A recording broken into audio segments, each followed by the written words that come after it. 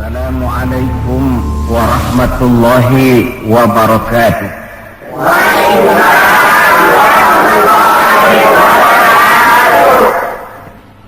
Bismillahirrahmanirrahim. Alhamdulillahi rabbil alamin. Wassalatu wassalamu ala ashrafil anbiya'i wal mursalin Sayyidina Muhammadin wa ala alihi wa ashabihil mujahidin at-tahirin, amma ba'du. Bapak-bapak, ibu-ibu, saudara-saudara, ma'asyiral muslimin rahimakumullah. Pertama, marilah kita memanjatkan puji dan syukur kehadirat Allah Subhanahu wa ta'ala yang atas izinnya saat ini kita dapat bertemu dan berkumpul bersama-sama dalam rangka memperingati maulid junjungan kita Nabi besar Muhammad sallallahu alaihi wasallam. Kita tahu bahwa sejarah sepanjang perjalanannya banyak mencatat orang-orang besar. Ada orang menjadi besar oleh karena pangkat, jabatan dan kekuasaannya. Apabila pangkat, jabatan dan kekuasaannya selesai, maka selesai kebesarannya sampai di situ. Ada orang menjadi besar oleh karena harta benda dan kekayaan yang dimilikinya. Bila suatu saat ia jatuh bangkrut, tamatlah kebesarannya sampai di situ. Ada pula orang yang menjadi besar oleh karena ia dibesar-besarkan dan berusaha setengah mati untuk mencapai kebesaran tadi. Bila satu saat terjadi pergeseran nilai, masyarakat mencemoohkannya, maka kebesaran itu pun selesai sampai di situ. Adapun Rasul yang kita peringati maulidnya saat ini, beliau besar bukan lantaran pangkat, jabatan dan kekuasaan. Beliau besar tidak karena harta benda dan kekayaan. Pun beliau menjadi besar tidak karena dibesar-besarkan oleh umatnya. Beliau besar karena dibesarkan oleh Allah Subhanahu wa ta'ala. Satu kali orang sudah dibesarkan oleh Allah, bagaimanapun usaha orang lain untuk mengecilkannya, orang itu akan tetap menjadi besar. Tetapi satu kali orang dikecilkan oleh Allah, satu negara orang mau mengangkat dia, kalau memang dasarnya potongan nyungsep, tentu tidak akan naik ke atas juga. Jelas Pak? Jelas? Apaan? Pokoknya jelas. Tidak ada seorang penulis pun, baik ia dalam Islam maupun dari luar Islam, jikalau mau bicara dengan jujur yang tidak mengagumi kebesaran pribadi dan martabat Rasulullah sallallahu alaihi wasallam. Dalam satu kalimat yang indah, Imam Busairi di dalam qasidah burdahnya menjelaskan kepribadian beliau dengan untayan kata, kal badri fi syarafin wa zahri fi tarafin wal bahri fi karamin wa dahri fi himamin. Rasulullah itu, kata beliau, tinggi martabat bagai rembulan, tabah dan ulet laksana masa, dermawan bak samudra luas biru membentang, tabah dan ulet laksana masa. Itu sebabnya beliau oleh Allah dijadikan figur, dijadikan model dan pola sebagai contoh bagi kehidupan umat Islam. Sehingga di dalam Al-Quran Allah menyatakan, laqad kana lakum fi rasulillahi uswatun hasanah. Sungguh telah ada bagi kamu pada diri Rasulullah itu contoh teladan yang sangat baik. Timbul pertanyaan, mengapa Rasul menjadi contoh buat kita? Pertama, beliau menjadi contoh buat kita karena beliau manusia, hidup dan berjuang secara manusiawi.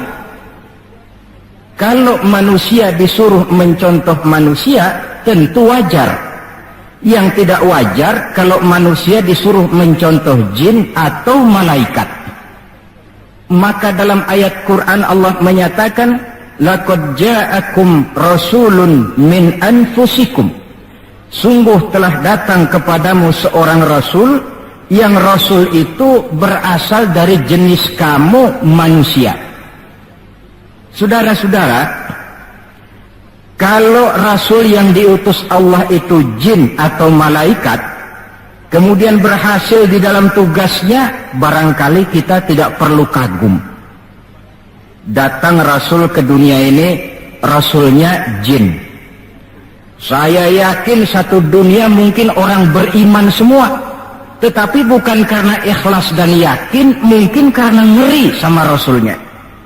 Bayangkan kalau rasul jin dia turun ke alam ini dengan segala macam tingkah polanya, mungkin orang sedunia akan menjadi beriman. Yang kedua, rasul menjadi contoh di dalam kehidupan kita karena pribadi beliau lengkap. Artinya, jikalau kita kebetulan seorang pemimpin, beliau juga pemimpin. Jikalau kita seorang jenderal, beliau memimpin tentara di medan perang. Jikalau kita seorang kepala rumah tangga, beliau punya anak dan istri. Jikalau kita seorang guru, beliau mengajar jamaah di masjid. Jikalau kita seorang pedagang, beliau pun pedagang yang jujur. Jikalau kita seorang mubalik, beliau juga berdakwah menyampaikan Islam kepada manusia. Di dalam keseluruhannya itu tercemin uswatun hasanah, contoh teladan yang sangat baik. Maka kehabisan alasan seorang muslim yang tidak mencontoh pribadi beliau. Oleh sebab itu ironi dan sangat kita sayangkan jikalau seorang muslim tahu betul sejarah kehidupan Benito Mussolini, dia hafal sejarahnya Adolf Hitler, dia tahu sejarahnya Napoleon Bonaparte, dia hafal benar ajarannya Karl Marx, tapi dia buta terhadap hidup dan kehidupan Rasulullah sallallahu alaihi wasallam. Saudara hadirin yang berbahagia, yang akan kita bicarakan pada kesempatan ini, bagaimana cinta Rasul kepada umatnya dan bagaimana sewajarnya cinta kita umatnya kepada beliau. Bahwa Rasul yang kita peringati maulidnya saat ini cinta betul kepada kita umatnya, dapat saya kemukakan beberapa data. Dari sini nanti kita introspeksi.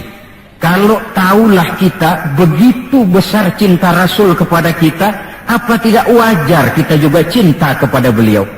Kalau logika ini sudah diterima, pembicaraan pun kita lanjutkan kepada bagaimana sih sebenarnya cinta kepada Rasul itu. Bukti pertama bahwa beliau cinta kepada kita. Saudara-saudara, menurut ukuran zaman sekarang, Rasulullah itu pan hidupnya miskin. Malahan ada satu doa yang sering beliau baca. Ini kalau doa ini saya kasih saudara-saudara, kira-kira mau diamalin nggak? Kalau saya terus terang belum mau. Doanya begini, dan ini sering Rasul baca. Allahumma ahyini miskinan, wa tawaffani miskinan, wa hasyirni yaumal qiyamah fi zumratil masakin. Ya Allah, hidupkan saya dalam keadaan miskin. Matikan saya dalam keadaan miskin, dan kumpulkan saya di akhirat nanti bersama golongan orang-orang miskin. Yang tadi sudah kadang bilang mau diamalin ini ya. Saya sudah bilang tadi saya belum tapi mau. Kita baca dalam sejarah beliau itu rumahnya kecil. Tidurnya di atas pelepah daun korma, kadang-kadang sampai berbekas di pipinya. Sarapan paginya seteguk air zam-zam, sepotong roti, kadang 3 butir korma. Di tengah kemiskinannya Allah pernah menantang beliau dengan kata, wala sawfa yu'tika rabbuka fatarda. Ada enggak itu di Quran? Ada. Surah apa? Pokoknya Quran dah ya. Wala sawfa yu'tika rabbuka fatarda. Allah akan memberikan kepadamu wahai Muhammad apa saja yang menyenangkan hatimu.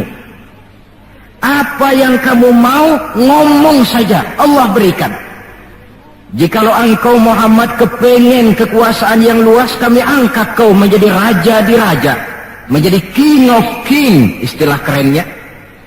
Jikalau kamu kepengen kaya Muhammad, itu Jabal Uhud sanggup menjadi bukit emas.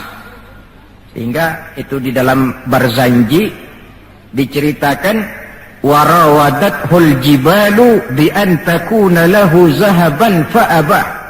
Jabal Uhud menawarkan diri menjadi bukit emas, tetapi Nabi menolak. Jikalau engkau wahai Muhammad kepingin wanita cantik, bilang saja anak siapa.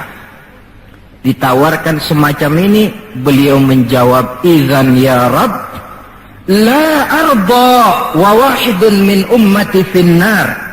Kalau memang demikian ya Allah, apapun saja yang diberikan kepada saya, berikanlah saya kekuasaan yang luas, berikan saya emas sebesar Jabal Uhud, berikan saya kekayaan yang tak ternilai sekalipun, seluruhnya tidak akan sanggup menyenangkan hati saya selama saya dengar masih ada satu saja umat saya yang masuk ke dalam neraka. Ternyata di tengah kemiskinannya, tawaran harta tidak menggiurkan beliau. Tawaran kekuasaan tidak menggiurkan beliau. Yang difikirkan siang malam adalah keselamatan kita umatnya ini. Cuma kadang-kadang kita umatnya yang dipikirin ini seperti pepatah, ada itu pepatah Perancis, balung-balung langka dagingnya, ditulung-tulung langka elinge. Ya, saudara tentu tahu artinya itu, tidak usah saya terjemahkan. Bukti pertama. Bukti yang kedua, ketika turun perintah hijrah, ketika itu posisi umat Islam di Mekah sudah sangat terpepet. Sebagian sahabat sudah mengusulkan, kita hijrah saja ya Rasul. Kata Rasul, sabar mas, hijrah sih hijrah, tapi ini komando belum turun. Sebab kita tahu kebijaksanaan, apapun yang beliau ambil tentu menunggu wahyu. Wa ma yantiqu 'anil hawa in huwa illa wahyu yuha. Nah, lantas ketika benar-benar turun itu perintah hijrah, beliau pidato di depan para sahabat, saudara-saudara, perintah hijrah sudah turun. Berangkatlah tuan-tuan lebih dulu ke Madinah. Lalu anda sendiri kapan ya Rasul? Saya belakangan. Kenapa mesti belakangan? Tuan-tuan harus tahu, yang dicari, yang dikejar-kejar, yang diancam akan dibunuh itu saya. Jikalau kita hijrah bersama-sama ke Madinah, kita akan dikejar-kejar terus. Tapi kalau tuan-tuan berangkat lebih dulu ke Madinah, sementara saya tetap berada di kota Mekah ini, tuan-tuan akan sampai ke kota Mekah dengan tenang dan selamat, sebab saya yang mereka cari masih tetap berada di kota Mekah. Keadaan begitu kritis, tapi umatnya dulu disuruh hijrah, beliau bertinggal di kota Mekah menghadang mara bahaya. Ini rupanya pemimpin lebih mementingkan keselamatan orang yang dipimpinnya daripada keselamatan dirinya sendiri.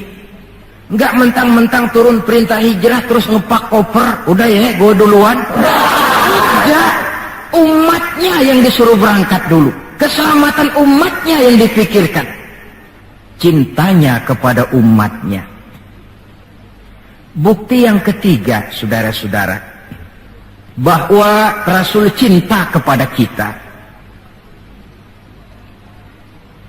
Dikala beliau akan datang ajal, hari Senin tanggal 12 Rabiul Awal seperti hari kelahirannya. Dikala itu sakit beliau sudah agak payah. Datang waktu subuh di Madinah ini, Bilal pun azan di masjid.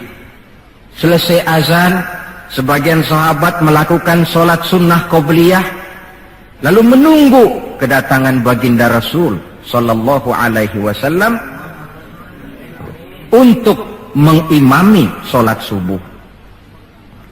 Lantaran ditunggu lama tidak datang, akhirnya Bilal diutus menjemput baginda Rasul. Ketika sampai di rumah, beliau berkata, Bilal, sakitku sudah agak payah ini. Rasa-rasanya tak kuat lagi aku jadi imam. Kau kembalilah ke masjid, sampaikan ini kepada semua sahabat dan minta kesediaan Abu Bakar menjadi imam.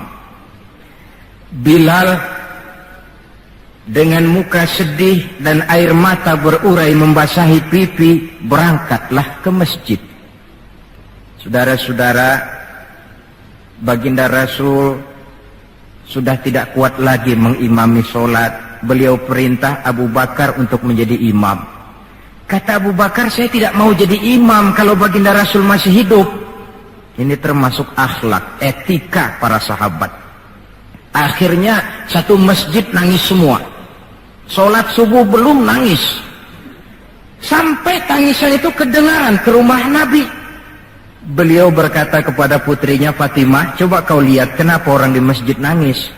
Setelah Fatimah kembali lapor, Abah, mereka sedih karena sadar bahwa saat berpisah sudah hampir datang. Kalau begitu, suruhlah Bilal kemari. Datang Bilal, dipapah Rasul berangkat juga ke masjid mengimami sholat. Sholatnya ringkas karena beliau sakit. Dan memang beliau juga mengajarkan, idza amma ahadukumun nas falyukhaffif. Kalau kamu jadi imam, ringankan sholatmu. Kalau jadi imam jangan panjang-panjang. Sebab apa? Di belakang kamu yang jadi makmum itu orangnya tidak sama semua. Ada orang tua yang diri saja sudah payah. Ada orang yang punya penyakit darah tinggi, kalau sujud kelamaan kepalanya ngebet. Ada yang habis sholat janji mau terima duit, kakinya sudah gatal kepengen pulang. Kalau jadi imam jangan lama-lama, kata Rasul. Tetapi kalau kamu sholat sendirian, falyutawil masya'a, persilakan sepanjang yang menurut kamu mau. Jangan mentang-mentang sudah dipilih jadi imam, overacting. Jadi imam sholat isya, rakaat pertama selesai Fatihah, surah Baqarah. Rakaat kedua selesai Fatihah, surah Yasin. Namanya makmum, tidak punya alternatif, tidak punya pilihan. Ikut sih ikut, tapi kan hatinya kan ngedumel. Paling sekali ini doang dah gua sembahyang di sini. Besok nggak bakalan gue balik lagi. Kenapa? Imam nggak tahu diri. Jadi bahasa lain, kalau dalam bahasa sosial ini, imam harus ngerti aspirasi makmum. Pemimpin mesti tahu kehendak orang yang dipimpinnya. Kalau tidak, yang akan timbul pasti partisipasi semu. Yang saya khawatir, kalau makmum dipaksa mengikuti maunya imam, yang akan makin subur ialah timbulnya mental-mental munafik. Manis jika berhadapan, balik belakang lain bicara. Pandai bermain minyak di atas air, tapi pada gilirannya menggunting dalam lipatan, menjegal kawan seiring. Sopannya kayak belangkon, depan rata, belakang ngepelin. Tentu kan tidak enak timbul partisipasi yang semacam ini. Selesai sholat, baginda Rasul bangun, lalu pidato singkat di depan para sahabat. Saudara-saudara, rasa-rasanya saat berpisah sudah akan datang. Lama kita bergaul, tentu sedikit banyak terjadi kesalahan yang saya lakukan. Maka barang siapa yang pernah saya pukul tanpa saya sengaja, balaslah sekarang. Barang siapa yang hartanya pernah saya ambil tanpa alasan yang hak, silahkan dia tuntut dari saya. Mana ada pemimpin menjelang wafat ini minta dipukul oleh umatnya. Hening suasana, sahabat terfekur semua, berurai air mata.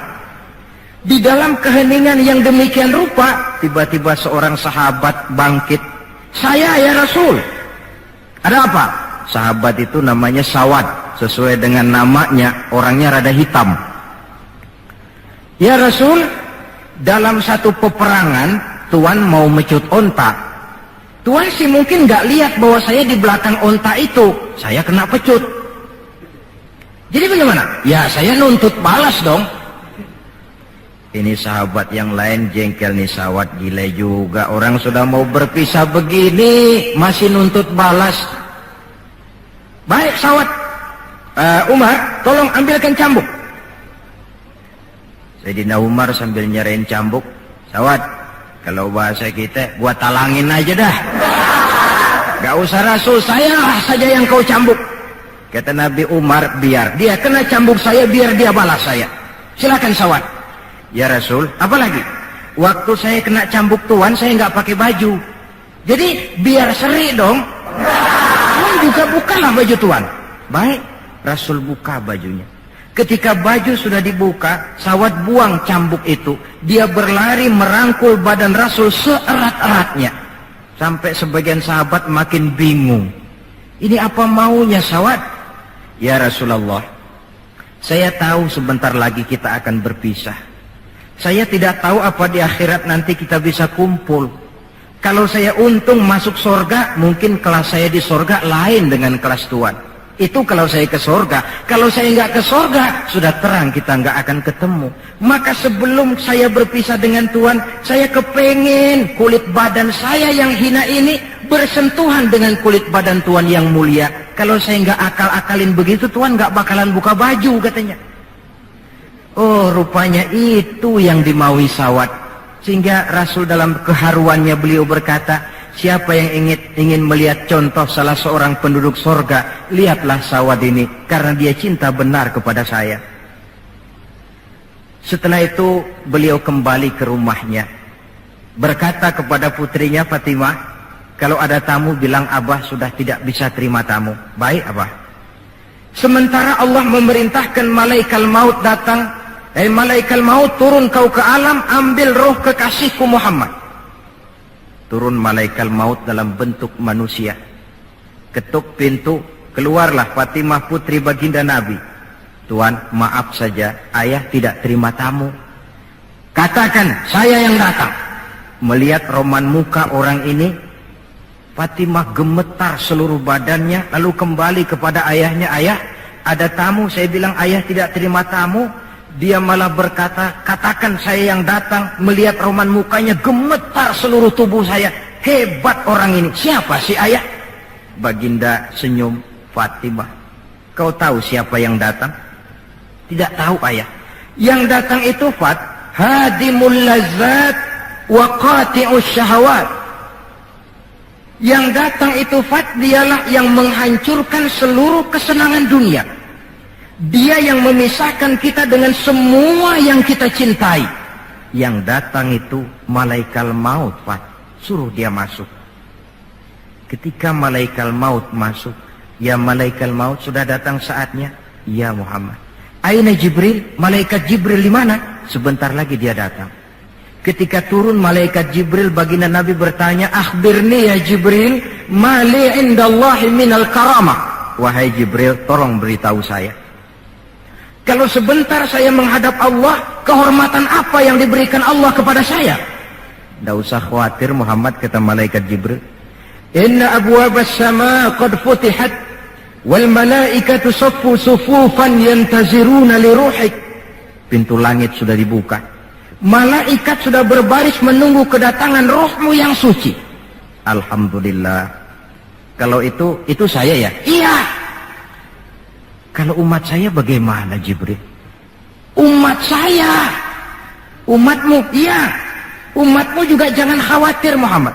Allah sudah memberikan fasilitas, kata Allah, inni haramtul jannata ala sairil umam hatta tadkhulaha ummatuka. Surga ku haramkan buat seluruh umat, kecuali kalau umatmu Muhammad sudah masuk ke dalamnya. Ini fasilitas. Jadi sungguh pun kita umat terbelakang menurut abjad, tapi disuruh diberi fasilitas masuk surga lebih dahulu ketimbang umat-umat yang lain. Alhamdulillah, kalau begitu legalah saya, kata Nabi. Mari malaikat maut persilakan, saya ikhlas. Lalu diambillah ruh beliau perlahan-lahan, naik ruh itu ke lutut, ke pusat, ke dada, sampai ruh di tenggorokan. Fatimah dekatkan telinganya ke bibir ayahandanya yang mulia itu. suara terakhir yang sempat direkam oleh Sayyidatuna Fatimah, bisikan terakhir menjelang wafat, 3 kalimat. As-shalah, as-shalah, an-nisa, ittaqun nisa, ummati, ummati. Dengan kalimat itu beliau kembali menghadap Allah. Solat, jaga solat. Wanita, lindungi kaum wanita. Umatku, umatku. Itu kalimat terakhir yang beliau ucapkan. Kita umatnya yang disebut. Manalah di dunia ini pemimpin yang sempat nyebut umatnya dikala mau ajal. Napoleon Bonaparte, singa daratan Eropa, luas kekuasaannya. Dikala mau wafat dia tidak sempat nyebut bangsanya, bangsa Prancis. Yang sering dia sebut Margaret Josephine, Margaret Josephine, gacoannya. Adolf Hitler, gagah perkasa. Dikala hari-hari akhir kejayaannya, dia tidak nyebut Jerman. Dia tidak nyebut suku bangsa Arya yang dia agul-agulkan. Yang banyak dia sebut Eva Braun, Eva Braun. Sebagaimana Julius Caesar pun menyebut Cleopatra. Adapun baginda Rasul di akhir hayatnya tidak beliau nyebut bangsa Arab. Tidak anaknya, tidak istrinya, tidak sahabat dan orang-orang yang dekat dengan beliau. Tetapi yang disebut kita umatnya. Pada detik-detik terakhir daripada kehidupan beliau. 3. Bukti yang keempat bahwa beliau cinta betul kepada kita umatnya. Nanti di akhirat. Ini sudah ada yang pernah ke akhirat belum? Sama. Mau? Bukan, kalau mau saya catat besok berangkat. Ini gampang kok ini urusan ini. Nanti di akhirat, setelah Allah mematikan semua yang bernama hidup, maka yang pertama kali dihidupkan kembali pada kehidupan itu para malaikat. Setelah malaikat dihidupkan kembali, maka Allah memberikan tugas kepada para malaikat, katakanlah semacam panitia akhirat. Nah, malaikat Malik, siapkan itu neraka. Aku akan bakar itu bajingan-bajingan tengik, koruptor-koruptor, mereka yang ketika di dunia tidak mau sujud, mereka yang jauh dari majelis taklim, mereka yang benci kepada ulama. Kau Ridwan, siapkan surga. Aku akan balas hamba-hambaku yang ketika di dunia mereka rajin sujud, dekat dengan ulama, menyintai majelis taklim, gemar berbuat kebajikan. Kamu Jibril dan Mikail berangkat ke surga, ambil kendaraan yang bernama Buraq, bawa pakaian kebesaran, turun ke alam, cari di mana kubur kekasihku Muhammad, bawa dia ke surga. Turunlah malaikat Jibril dan Mikail. Ketika itu alam sudah rata.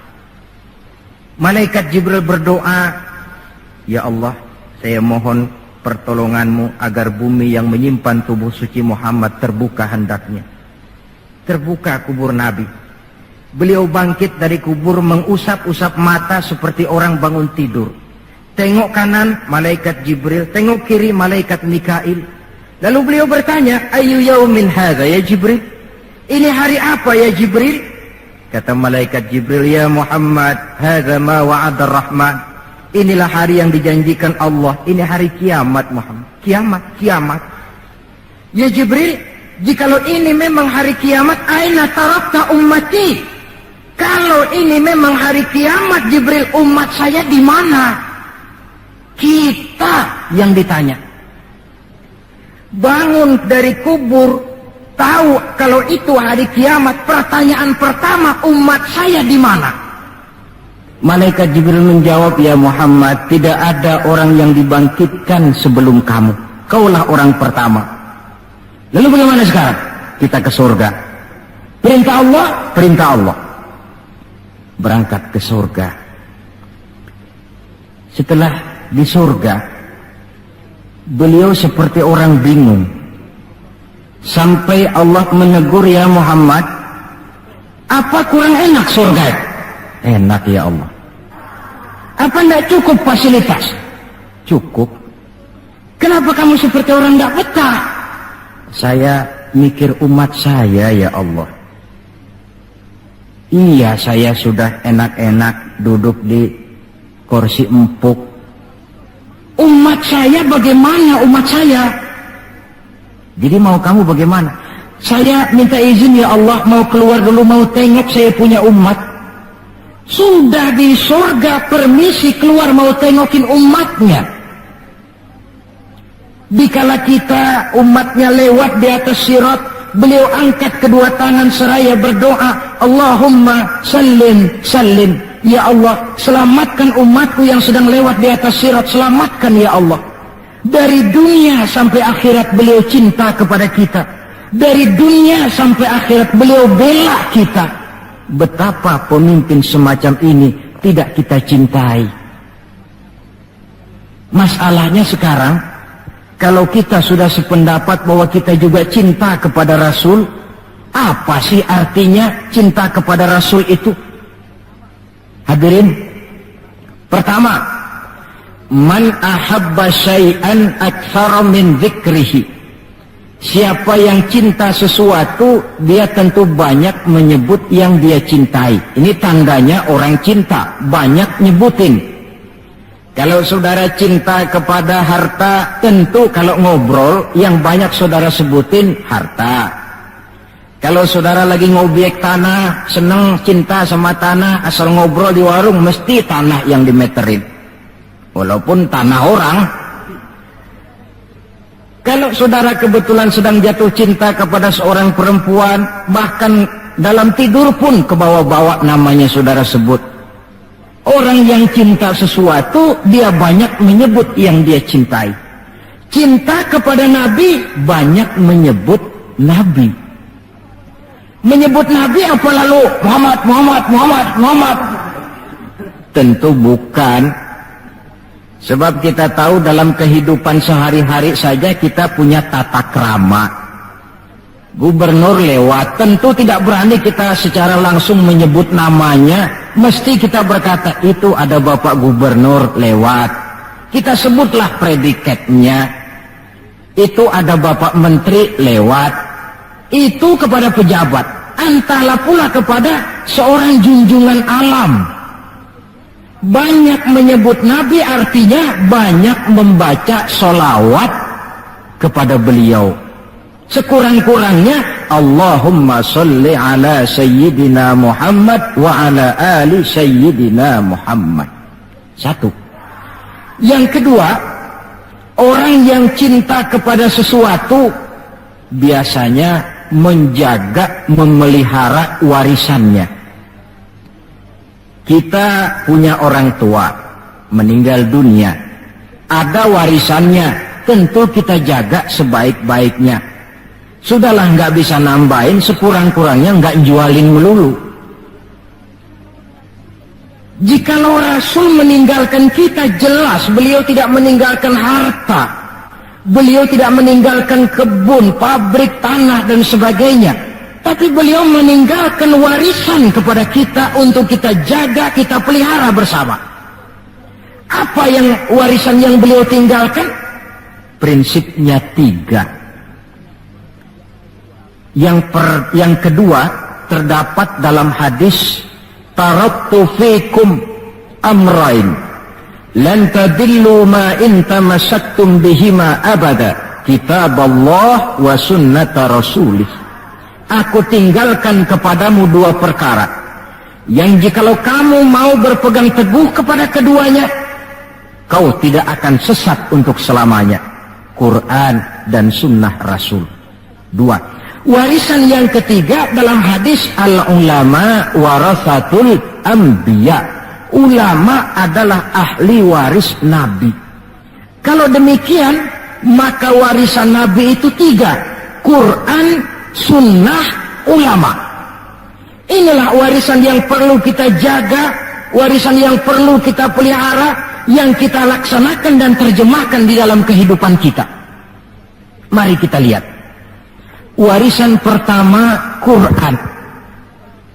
Kitab suci bagi kita umat Islam. Bagaimana cara kita memelihara warisan yang namanya Quran ini? Pertama, usahakanlah agar membaca Quran menjadi salah satu hobi di dalam kehidupan kita. Kata Nabi, innal ladzi laisa fi jawfihi syai'un minal Qur'an kal bait. Orang yang dari tenggorokannya tidak pernah keluar ayat Quran barang sepotong pun, belum pernah ngaji barang seayat pun, itu orang, kata Nabi, kayak rumah kosong. Rumah biar bagus, potongan Spanyol, gede, mahal, kalau kosong kan angker. Kuntilanak, tuyul, memedi, betah di situ.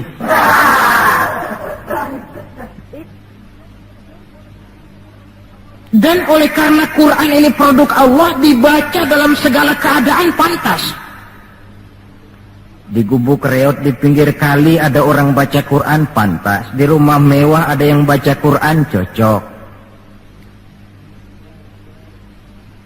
Kemudian orang sedih baca Quran, terhibur. Orang gembira baca Quran, tidak menjadi lupa diri. Di istana ada yang baca Quran, pantas. Di depan kubur ada yang baca Quran, pantas. Orang kawin dibacakan Quran, bagus. Orang mati dibacakan Quran juga cocok. Lantaran dia produk Allah. Setelah membacanya, lalu meningkatkan kepada tahapan yang kedua, mencoba memahami isinya lewat segala kesempatan yang memang mungkin, entahlah dengan jalan mengaji, tukar pikiran, diskusi, banyak membaca, tetapi tentu dengan catatan bahwa kita memahami Al-Quran ini tidak bisa mengandalkan kemampuan intelektual semata-mata, seperti yang banyak gejalanya terjadi di zaman sekarang ini, di mana orang mencoba menggali hakikat Quran dengan mengandalkan kemampuan intelektualnya. Kadang-kadang bahasa Arab saja nggak ngerti, dia gali Quran cuma sekedar lewat terjemahannya. Yang saya khawatir akan timbul kecenderungan di mana orang mikir dulu baru nyari ayat. Akhirnya ayat Quran dicocok-cocokin sama pikirannya. Bukan ada ayat dipikirin, tapi malah mikir dulu baru mencari ayat. Saudara hadirin, munculnya pesantren-pesantren kilat dalam upaya memahami Islam. Secara pribadi saya bersyukur, merasa gembira, tetapi yang saya sayangkan jikalau dengan pesantren kilat itu lalu merasa bahwa diri sudah cukup. Setelah nyantren 1 minggu pesantren kilat, keluar pesantren sudah kayak pendekar, ulama anu salah, kiai anu nggak bener, ustadz anu salah, semua ulama-ulama salah. Baru nyantren seminggu sudah semuanya salah. Lebih celaka lagi kalau nanti upaya memahami Islamnya, ini dalam bahasa sosialnya disebut frame of reference, seperti orang buta kenal gajah, yang mati-matian mempertahankan teori bahwa gajah itu tipis dan lebar seperti kipas, cuma karena kebetulan yang dia pegang baru sekedar telinga gajah. Maka upaya memahami Al-Quran tidak bisa dilepaskan kaitannya dengan bantuan orang yang ahli di bidang itu. Barangkali sudah banyak terjemahan Quran di dalam bahasa Belanda, bahasa Inggris, apalagi bahasa Indonesia, yang agak sulit sekarang mencari terjemahan Quran di dalam kehidupan kita. Saya sering ambil contoh ringan, umpamanya nih sensus versi saya. Konon kabarnya, menurut kata yang empunya cerita, penduduk Indonesia ini 90% beragama Islam, betul kan? Ya. Kalau saya numpang tanya, dari jumlah 90% ini, berapa persen yang bisa baca Quran? Kira-kira ada nggak separuhnya? Rasanya nggak ada. 30%? 20% ada ya? 20% adalah, kurang-kurang dikit sama kawan jadilah 20%. Dari jumlah 20% yang bisa baca Quran, numpang tanya lagi, berapa persen yang bisa baca dan tahu artinya? Ada 5%? Saya kira adalah 5% berikut santri-santri yang di pondok pesantren itu. Dari jumlah 5% yang bisa baca Quran dan tahu artinya, berapa persen yang bisa baca, tahu artinya, lalu mengamalkan ajaran Quran? Ini yang masih bisa dihitung dengan jari. Sehingga tidak heran bahwa umat ini mayoritas, tapi lebih sering jadi penonton daripada jadi pemain. Lebih sering jadi objek daripada menjadi subjek. Dalam bahasa Arabnya lebih sering menjadi maf'ul daripada menjadi fa'il. Sebab kuantitas yang tidak diiringi oleh kualitas, ini yang bahasa Nabi, husa'un ka husa'is sail, seperti busa di lautan. Banyak tapi centang perenang, banyak tapi tidak punya daya dan kekuatan, dihempaskan ke tepian pantai tanpa punya makna dan arti. Kadang kita baca Quran, tapi sementara di pihak lain kita juga yang menginjak-injak isinya. Kita baca ayat wa ahallallahul bai'a wa harramar riba, Allah halalkan jual beli, Allah haramkan riba, tapi renten ditelan terus. Kita baca ayat wa tasimu bihablillahi jami'an wa la tafarraqu, berpegang teguhlah kepada tali Allah, jangan kamu bercerai-berai, tetapi sesama muslim main pelotot-pelototan jalan terus. Yang kita baca kadang-kadang kita juga yang menginjak-injaknya. Ini warisan pertama, Al-Quran. Warisan yang kedua, sunnah Rasulullah Sallallahu Alaihi Wasallam, yang diantara fungsinya menjelaskan apa yang oleh Al-Quran tidak dijelaskan dalam bentuk detail. Quran misalnya cuma mengatakan aqimis sholat, dirikan sholat. Bagaimana cara sholat? Tidak ada dalam Quran. Bahwa sholat mesti takbiratul ihram, mesti tahiyat, mesti ruku duduk di antara dua sujud, tidak ada dalam Quran. Yang menjelaskan itu semua sunnah. Quran cuma menjelaskan wa atimul hajja wal umrata lillah, laksanakan haji dan umrah karena Allah. Bagaimana manasik haji, bagaimana jumrah, bagaimana tawaf, bagaimana sa'i, tidak ada dalam Quran. Sunnah menjelaskan semua itu. Nah, untuk memahami Quran dan sunnah, jalan apa yang kita tempuh? Jalan melalui warisan yang ketiga, yaitu para ulama. Diakui atau tidak, kita hutang jasa kepada para ulama yang dengan tekun dari musola ke musola, dari pesantren ke pesantren, dari pengajian ke pengajian, membimbing, menjaga dan memelihara umat ini. Mereka tidak digaji, mereka pun tidak mendapat beras, hidup pun kadang-kadang miskin, tapi lantaran panggilan moral menjaga, memelihara, membentengi akidah umat ini. Bersyukur kita bangsa Indonesia punya ulama dan punya umara. Kedua-duanya penting, kedua-duanya berjasa, kedua-duanya membangun. Tidak ada yang satu lebih penting dari yang lain. Cuma bidang pembangunannya saja yang lain-lain. Orang kadang-kadang usil, Pan. Apaan ulama katanya, kerjanya ngomong doang. Sekarang kan zaman pembangunan, perlu karya nyata. Mana ada kiai bangun jembatan? Ngomong aja. Ini saya pikir orang bicara begini ini nggak ngerti masalah. Bukankah asas manajemen yang modern saja mengajarkan the right man on the right job, the right man on the right place, bahwa orang harus ditempatkan sesuai dengan proporsinya. Nah, kalau kiai disuruh bangun jembatan, apa Pak Lurahnya mau ngajar tafsir? Setiap kita membangun, cuma bidang pembangunan kita yang berbeda-beda. Dan kenyataan makin menunjukkan kepada kita, saudara-saudara, sekarang ini yang namanya ulama, maaf-maaflah, sudah merupakan jenis makhluk langka. Malahan barangkali sudah termasuk jenis makhluk yang harus dilindungi dari kepunahan ini. Dan mencetak sarjana lebih gampang ketimbang mencetak kiai. Saudara mau jadi sarjana, taruh sekolah 22 tahun dah, udah campur nggak naik itu. Ya cobalah kalau TK 1 tahun, TK 1 tahun, SD 6 tahun, PAN 7 tahun, SMP 3 tahun, 10 tahun, SMA 3 tahun, 13 tahun, kuliahlah 5 tahun, 18 tahun, cadangan nggak naik lah 4 tahun. Masa dicadangin nggak 4 tahun nggak selesai, sarjana tinggal pilih. Tapi saudara ngaji dari kecil sampai 20-30 tahun belum tentu loh jadi kiai. Dan nggak bisa minta.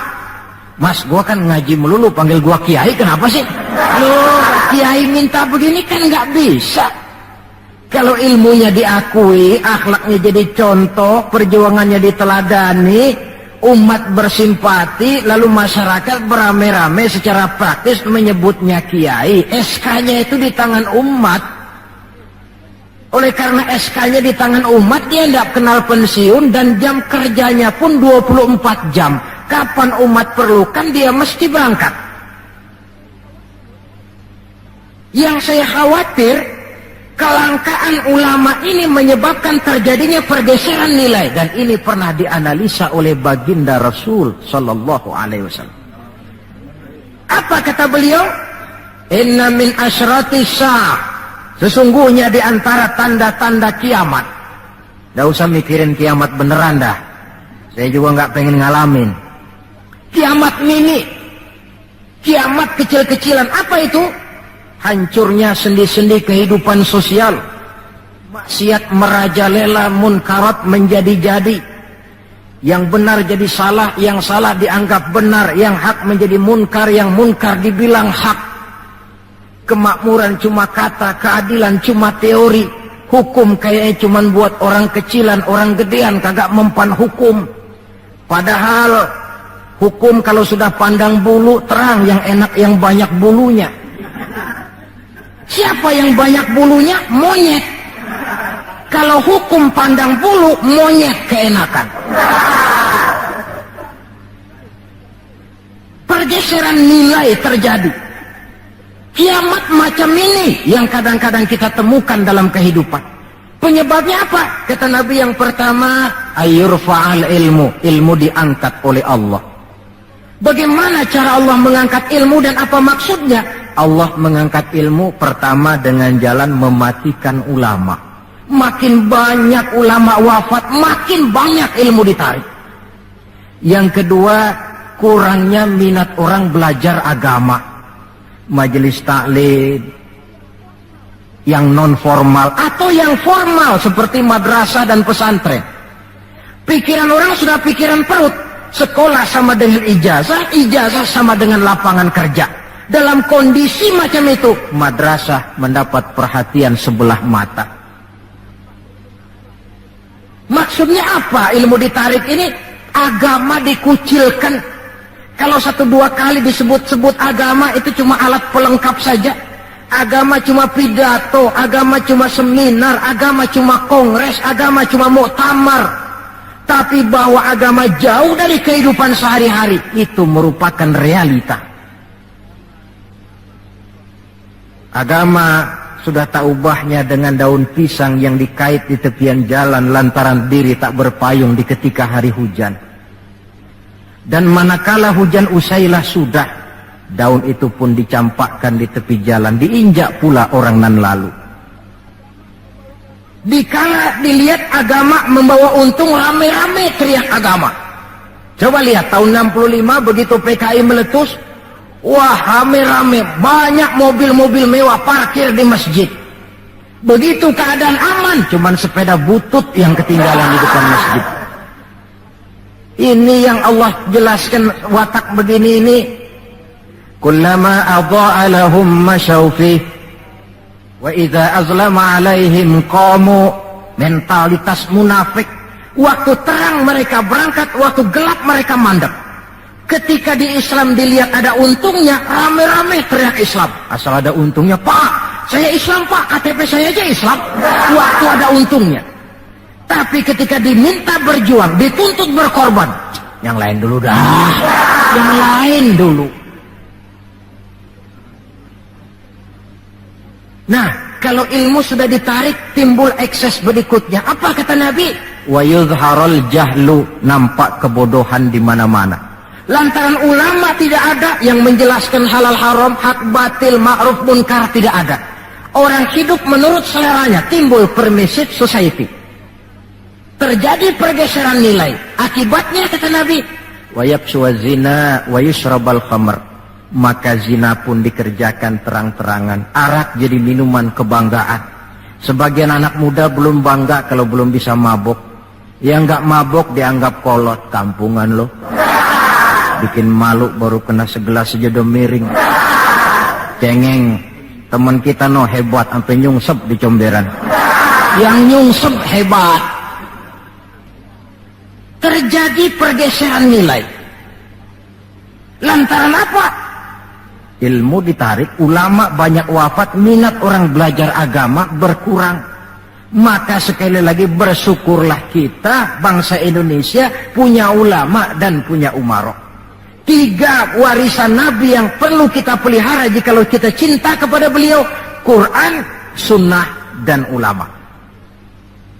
Kemudian yang terakhir, orang yang cinta sesuatu tentu dia mengikuti, mencontoh yang dia cintai. Jikalau kita cinta kepada baginda Nabi, sekurang-kurangnya kita mencontoh pola kehidupan beliau. Saudara remaja cinta kepada Michael Jackson, umpamanya, tentu lalu timbul gairah nyontoh. Ini Michael Jackson, bajunya potongannya bagaimana? Bikin. Kacamatanya model bagaimana? Beli. Rambutnya bagaimana? Oh, sebelah cukur, sebelah enggak. Bikin. Pokoknya pantas enggak pantas, nyontoh. Orang yang cinta sesuatu, dia contoh yang dia cintai. Jikalau kita cinta kepada baginda Nabi, pola kehidupan beliau pun kita perlu mencontohnya. Apa yang terpenting dalam kehidupan ini untuk kita jadikan contoh? 2 hal saja. Pertama akhlak, dan yang kedua ibadah. Kita tahu akhlak beliau bukan cuma manusia, Allah yang puji. Wa innaka la'ala khuluqin azim. Engkau wahai Muhammad benar-benar berada di atas budi pekerti yang sangat luhur. Kalau Allah saja sudah memuji, apalah artinya pujian kita manusia ini? Allah saja memuji beliau, apalah artinya pujian kita ini?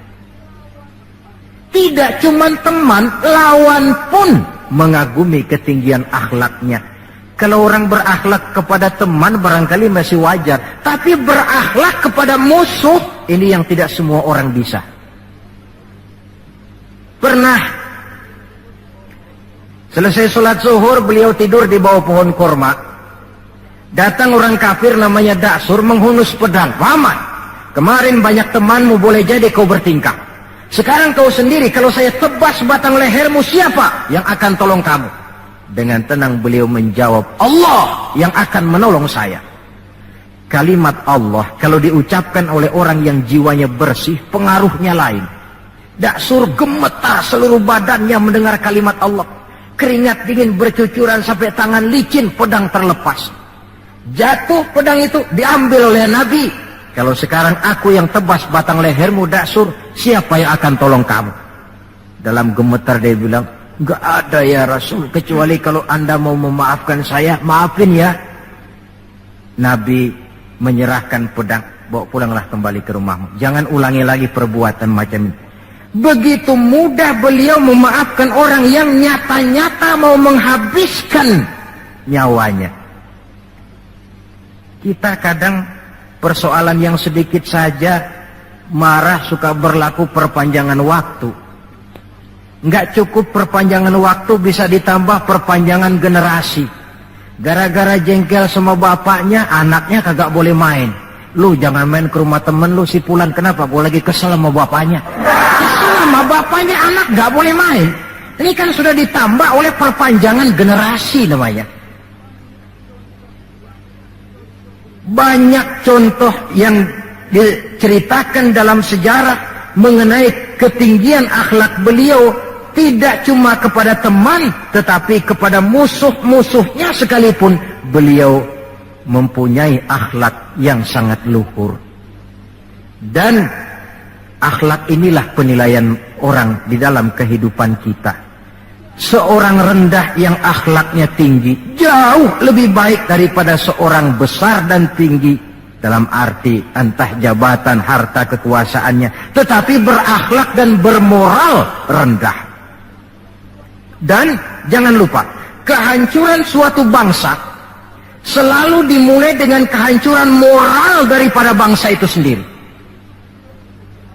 Kita cukup prihatin yang hidup di abad 20 ini, insya Allah lah kita nggak akan mengalami banjir sebesar banjirnya Nabi Nuh. Tapi banjir abad ini polanya lain. Banjir maksiat dan munkar, banjirnya peradaban dan kebudayaan yang menghancurkan moral anak-anak kita, banjirnya paham-paham yang menghancurkan, sekurang-kurangnya mendangkalkan kita punya akidah. Terhadap banjir-banjir semacam ini kita perlu punya kapal, supaya selamat diri, selamat keluarga, selamat generasi yang akan datang dari segala macam banjir yang tidak kita inginkan. Nah, untuk mencontoh akhlak beliau inilah kita perlu membaca, mempelajari peri kehidupan beliau.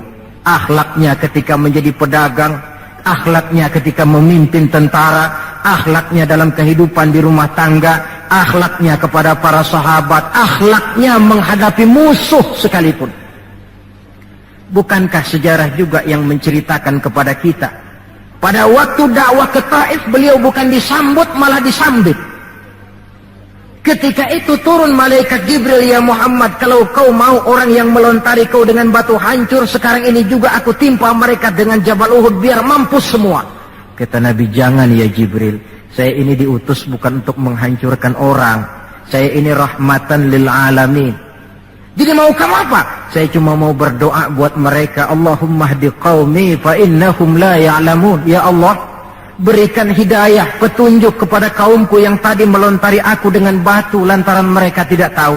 Karena tidak tahu maka mereka lontari aku dengan batu. Andai mereka tahu, itu tidak akan mereka lakukan. Sudahlah dilontari batu, yang melontari batu malah didoakan dan doanya pun bagus. Akhlak di dalam kehidupan. Hal kedua yang mau kita contoh adalah ibadah.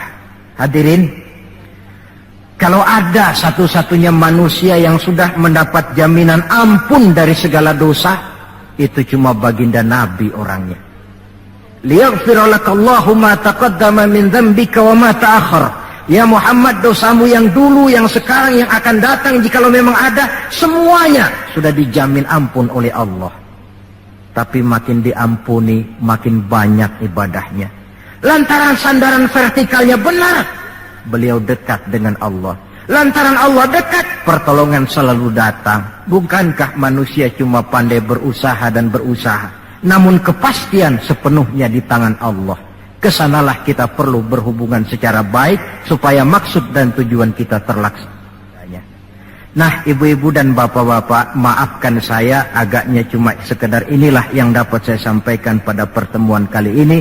Mudah-mudahan cinta kita kepada baginda Rasul bisa kita wujudkan dengan pertama, banyak membaca sholawat kepada beliau. Yang kedua, menjaga warisan yang beliau tinggalkan, Quran, sunnah, dan ulama. Dan yang ketiga, mencontoh beliau sesuai dengan batas kemampuan kita sebagai manusia. Sekian dan demikianlah, lebih kurang mohon maaf. Usikum wa iyaya bitaqwallah. Wassalamualaikum warahmatullahi wabarakatuh.